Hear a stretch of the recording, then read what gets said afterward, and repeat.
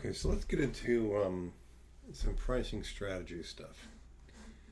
And now that we've got sort of the foundation from chapter 10 in pricing. Okay, so let's first talk about market skimming.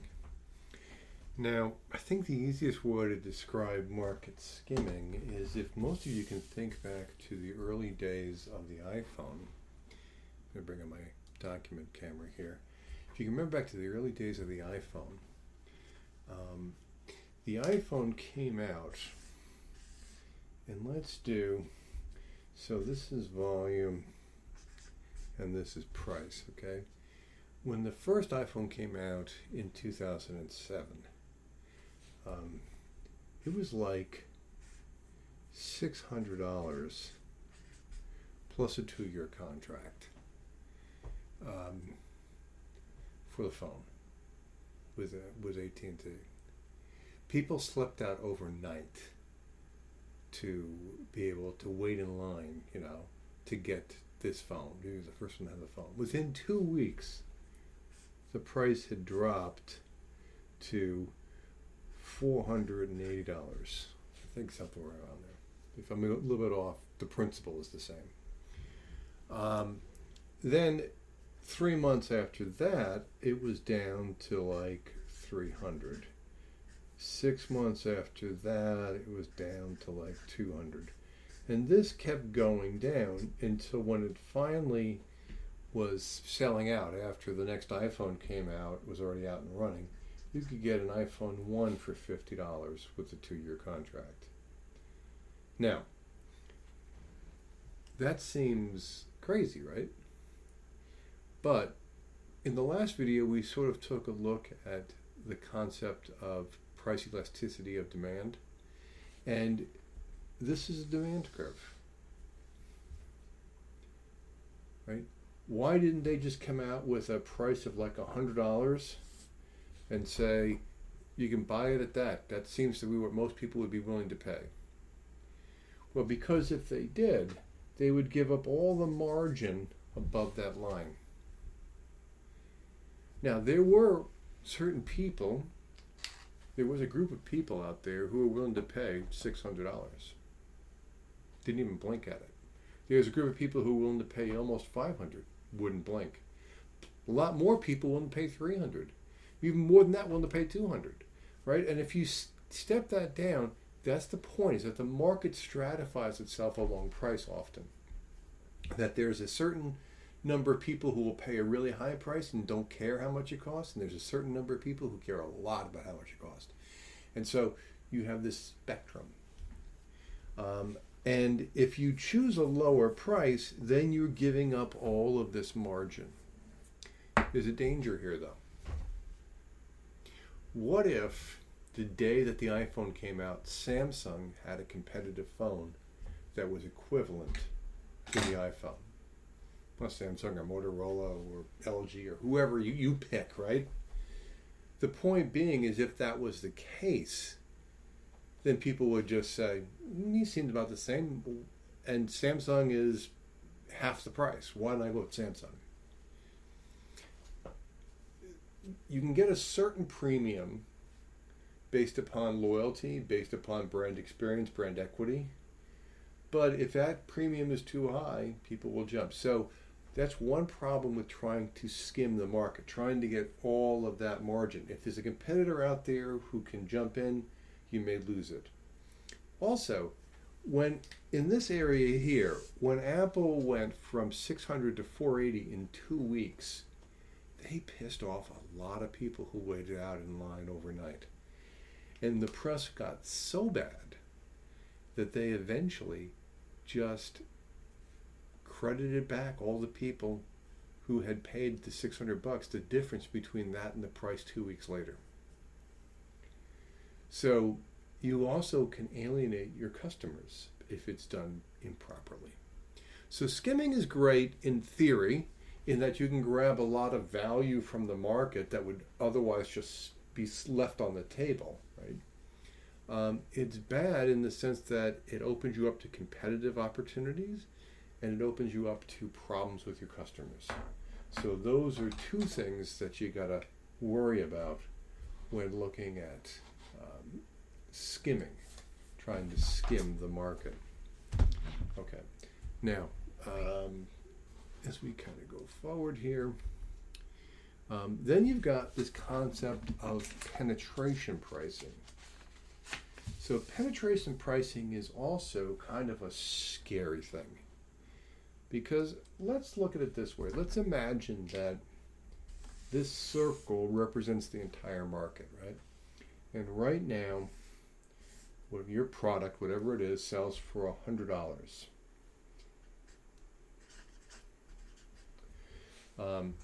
And let's assume there's a certain level of price elasticity, that if you change the price, people will be willing to buy more, right?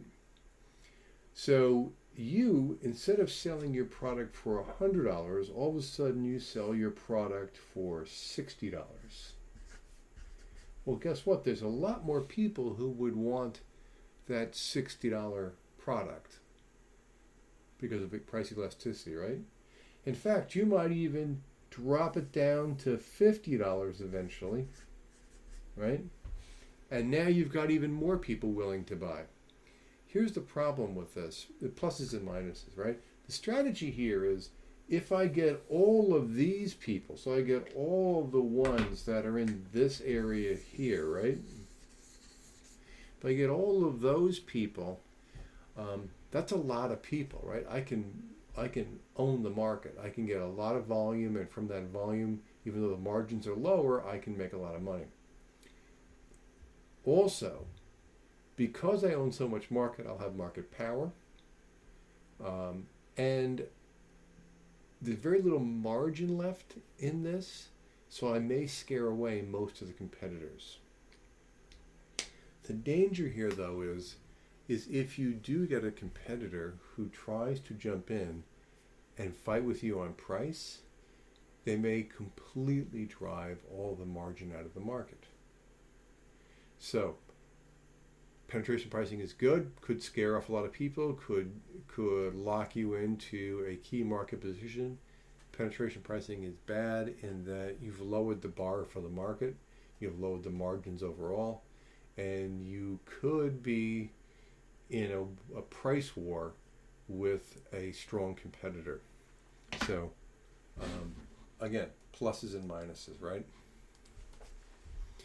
All right, so there's a couple of other things we'll look at. Product mix and product line pricing. Okay, so product line pricing is, you've got a series of products.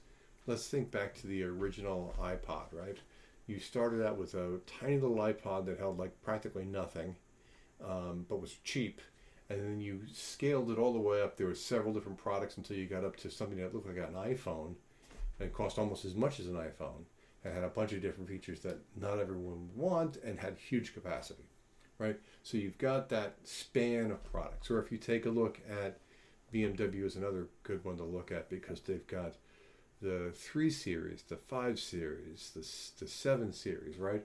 You've got these cars that go up in class, right? And they're priced relative to the other cars in the product line.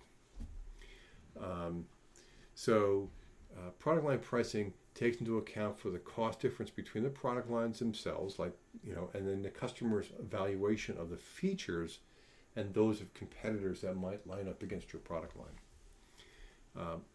Optional product pricing takes into account for optional accessories along with the main product. So how much are you paying for the main product? How much are you paying for the options, right? That kind of go with the main product. And those should sort of line up and make sense from a strategic point of view. Okay, let's see what else. Okay, captive pricing. They give examples here in the book of something like Nintendo selling the Switch at a very low price because people are going to buy the games. I think of captive pricing more like you're at the baseball park, and you are sitting in the hot sun on a hot day enjoying the game, and you'd like something cool to drink. And boy, wouldn't a cold beer taste great right now? Well, guess what? You can't shop the beer. The beer is the beer, right? And it's a hot day in the sun, and you really want it. So, what you may normally pay $6 or $7 at a bar all of a sudden becomes a $14 beer in the ballpark. Um, and guess what? You pay it because you've got no other choice and you're really thirsty. So that's more like captive pricing. You've got these people that are sort of locked in, they have to do it. Other people sort of look at this as sort of like these system pricing things, like we'll give you the razors because you're going to buy the blades, or the Kindle you can buy for practically nothing relative to the cost of the Kindle, because we know you're going to buy 100 books once you buy the Kindle. So different sort of pricing structure, byproduct pricing. So you have a horse stable, and you decide to sell the manure to gardeners because it's a value to them, right? Do you have to make money on it? No. In fact, you'd be happy if they just took it away for free, because it's something that's sort of creating a problem for you. You're a sawmill, and you've got people who are willing to buy the sawdust for different purposes. I don't know, sucking up oil spills or throwing on the floor of an old-fashioned butcher shop, right? Do you worry about making a large margin on it? Not really. You just want to get it off of your site because your money is coming from the other product, right?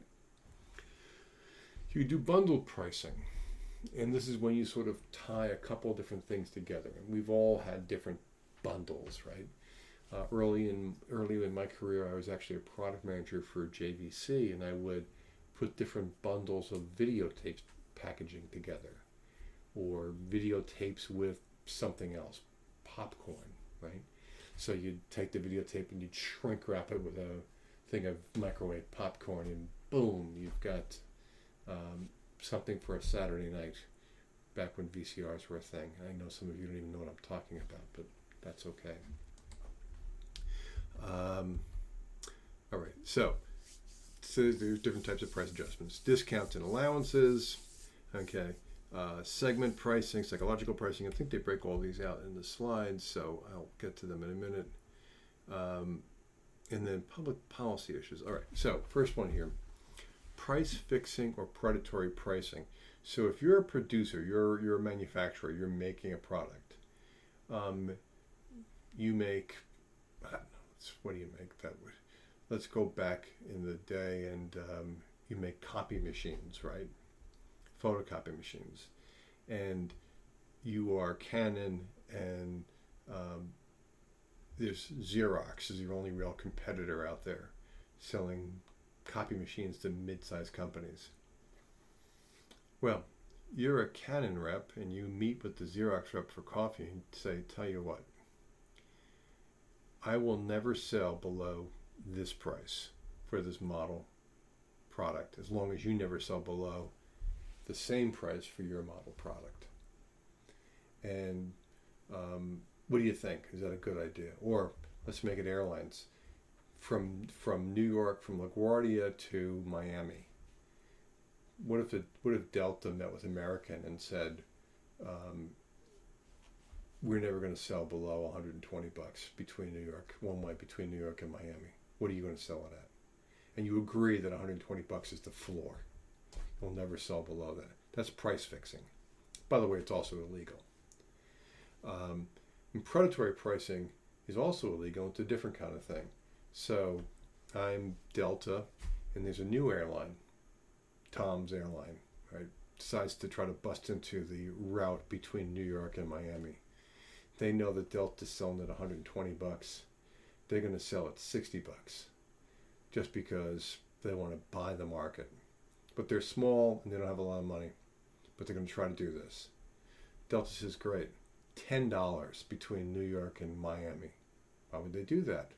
Because they know that Tom's Airline doesn't have enough money to fight them and will eventually be driven out of business. And once they do, the prices go up to $250 between New York and Miami. That's predatory pricing, also illegal. Okay, then we've got between the producer or the manufacturer and a retailer, or the retailer and a customer, I could try to have price maintenance So I'm telling the retailer, I'm going to sell you this $100 product for $80, but you cannot sell it for less than $100. Otherwise, I won't sell it to you anymore. That's price maintenance. Whatever I sell it to the retailer, I cannot tell them what they have to sell it to. In theory, there's ways of pressuring that, and oftentimes there is some sort of constructive price maintenance, but the whole idea of me telling you this is what you have to sell it for is illegal.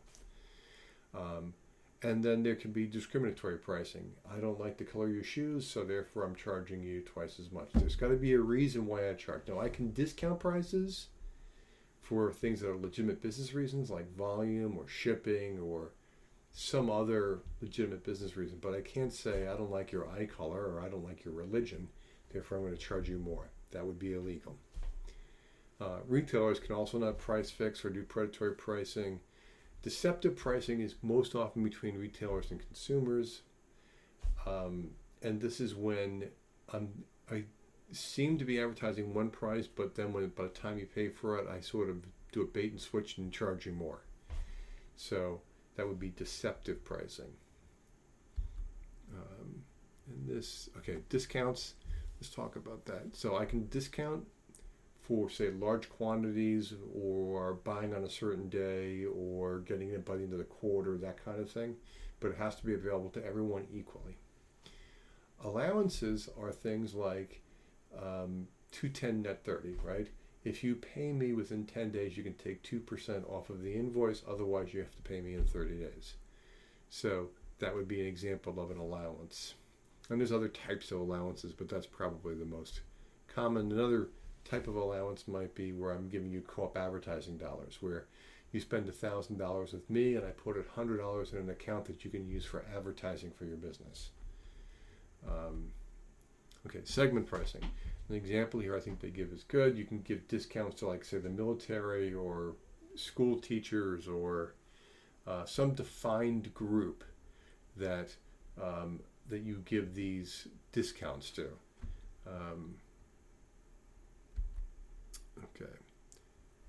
And in that case, form of product pricing, it can be location-based pricing, can be discounts, can be time-based pricing. But the market must be segmentable. Segments must have different degrees of demand.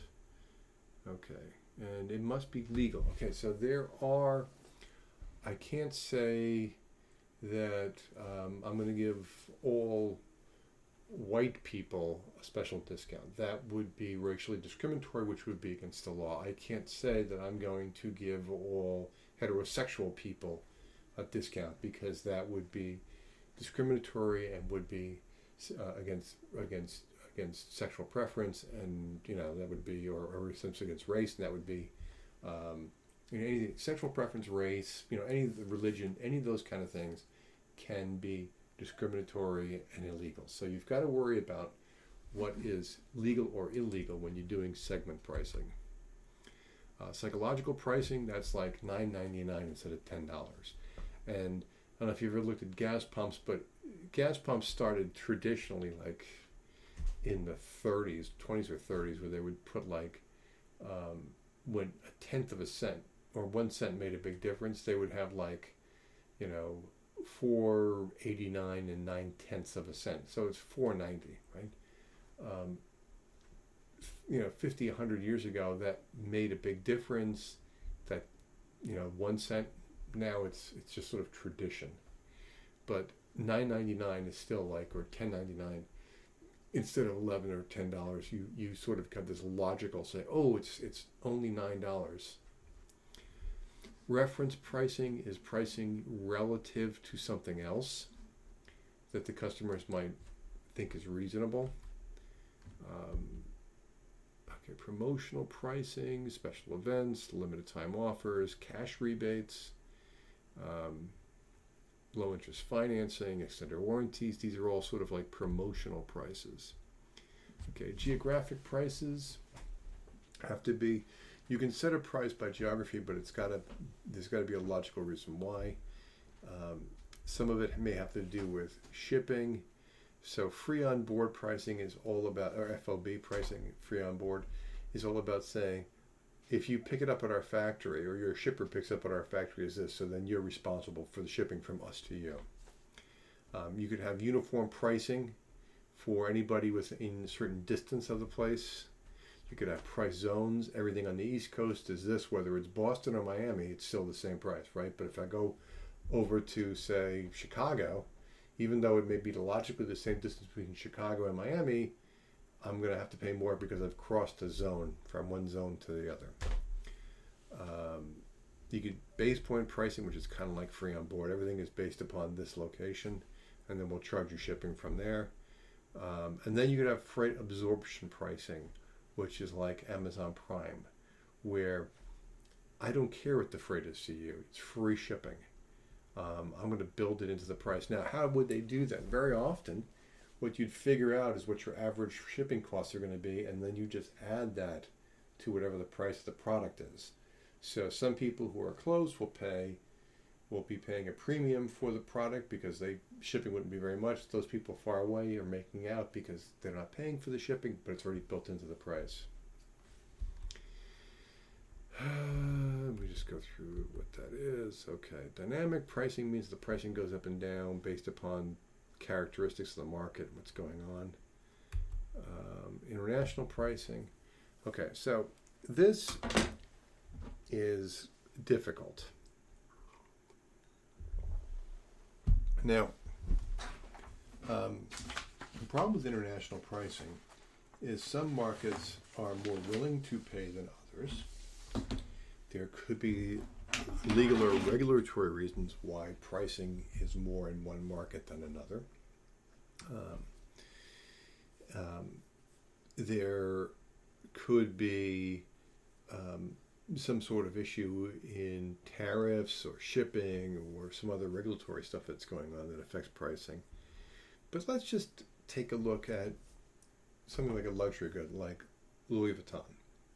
So I used to teach in Paris every spring, and I would walk by the Louis Vuitton store on the Champs-Élysées, which is their hallmark store, right? This is their headquarters store, right? And I would walk in, and is the price of something at their main store different than the price of it in New York? You know, would I pay a premium to get it in New York because it's got to ship to New York, or would I pay less in Paris because it's right where they, headquarters of the company? Guess what? Price is once you allow for currency exchange, almost identical. Right? If I went to Hong Kong, almost identical. Why? Because people who make a lot of money who want to buy a premium product like that, the price isn't the big hurdle. So the price is the price, right? Consistent across the globe. Other products where markets might vary in their willingness to accept the price could vary a lot. Or if there's regulatory things. For example, if you buy pharmaceuticals, and let's say that you have, you've got high blood pressure or high cholesterol, and you take a drug to treat that every month, and it's not covered by your insurance. Well, you might consider ordering that drug from Canada to have it shipped to you in New York or the New York metropolitan area, and it would probably pay out. Why? Because the Canadian government sets the price for pharmaceuticals in Canada, and they're well below the U.S. market rate. So when you buy it from Canada and ship it to New York, you could probably save a ton of money, right? In fact, when I was early in my career as a product manager for JVC, just sort of to tell you how long ago this was, I was a product manager for floppy disks. So, if you even know what those are. And this is why I didn't go to art school. So here is the U.S., right? Right, this is the U.S. Here's Long Island out over here. And so this is New York, right? And then here's Mexico and Latin America, and then we go down to South America, right? And so I was my office was in Elmwood Park, New Jersey, and floppy disks were selling in the U.S. at that time for $1 a piece. And we were running into a situation where we had a lot of competition and we had some extra inventory. So my boss, even though I was the product manager, he worked with me and we sold a whole bunch of these floppies to a wholesaler in Brazil for 50 cents a piece, right? Because the idea was that Brazilian market wasn't as robust as the U.S. market. Well, some enterprising young man in Brazil bought all the floppies that he could get his hands on and shipped them back to Texas and was selling them for 75 cents a piece in Texas. And he was making a profit, right? How did my U.S. based retailers feel about that? He was selling to the public for less than what they could buy it for wholesale. And this is called arbitrage, right? Where you find the price in one market's out of line with the price in another market, you try to take advantage of it. And stuff like this can happen.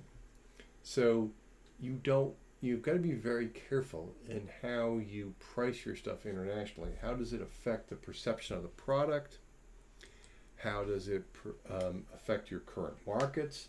Could someone take advantage of this and sort of screw up how your channels, your distribution channels? So kind of a scary thing. All right. So price changes, price cuts occur due to excess capacity. So if you have too much stuff, trying to sell cheaper and hopefully there's price elasticity. If you change the price, maybe you can sell more. You might do it to increase market share.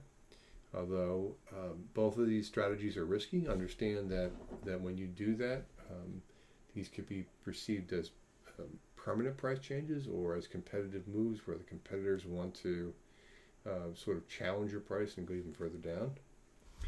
Price increases occur due to cost inflation, which is something that many of us experienced in 2022. So you've got inflation, and that could affect the overall price. Increased demand, if there's a lot of people wanting it and there's limited supply, prices might go up, right? Or a lack of supply, which is something else we experienced during COVID, where we couldn't get certain things. Okay, so buyers' reaction to price changes. Product is hot, or the company is greedy, right? One or the other. So they could say, oh, this is a hot product, that's why people were willing to pay more for it, or they could just say, oh, these are greedy bastards who are trying to screw the poor little guy. So be careful about how that price increase might be perceived. Price cuts, new models are available, models are not selling well, or you've got quality issues, you may cut the price just to move the product through. Competitive reaction to pricing. I think let's look at this. So this tells us like, if our competitors change price, should we change price? This is a decision tree. So has the competitor cut price? No, then hold your price, don't worry about it, right? Yes, then will the lower price negatively affect your market share? Sometimes just because someone cuts a price, it's not necessarily going to affect how many items you sell. They still prefer to buy yours, they'll pay you a premium. So if that's the case, no, don't do anything. If it is the case, can or should effective action be taken? If you say yes, then what do? Do you reduce price? Do you change the value perception? Do you improve the quality? Do you laugh at the lower, do you launch a what they call a lower priced fighting brand? So I think we understand reduce price. Change perceived value is something I talked about, I think, in the last video, where I said, if your gas station across the street cut this price, maybe what you do is you offer a free cup of coffee with a tank full of gas, or you go out there and pump it for them, or you wash their windshield. You do something that would create perceived greater value, like free car wash if you buy fill your tank with us. Improve the quality or increase the price. So that's possible. Believe it or not, sometimes if you improve the quality, you can even increase the price even though your competitor's cutting it. And launch a fighting brand would be like when AMD was going after Intel.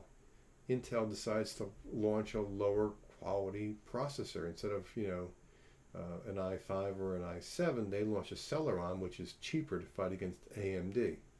So you create a new product that goes low into the market, so that people who still want the premium will buy your premium and pay a premium for it.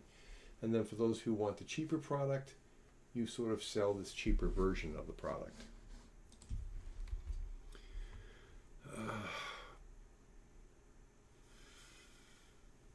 Let's see, reduce price or improve quality. I already talked about that.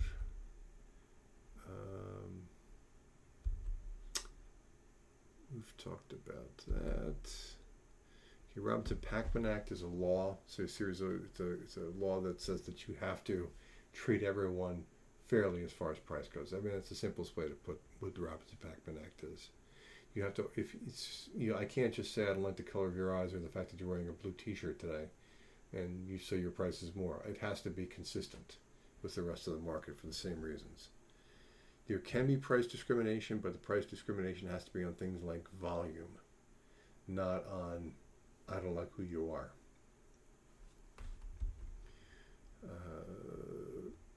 You can have different prices across channels. So if I've got a group selling to airlines and I got a group selling to grocery stores, I can have different sets of prices because there's different services being provided.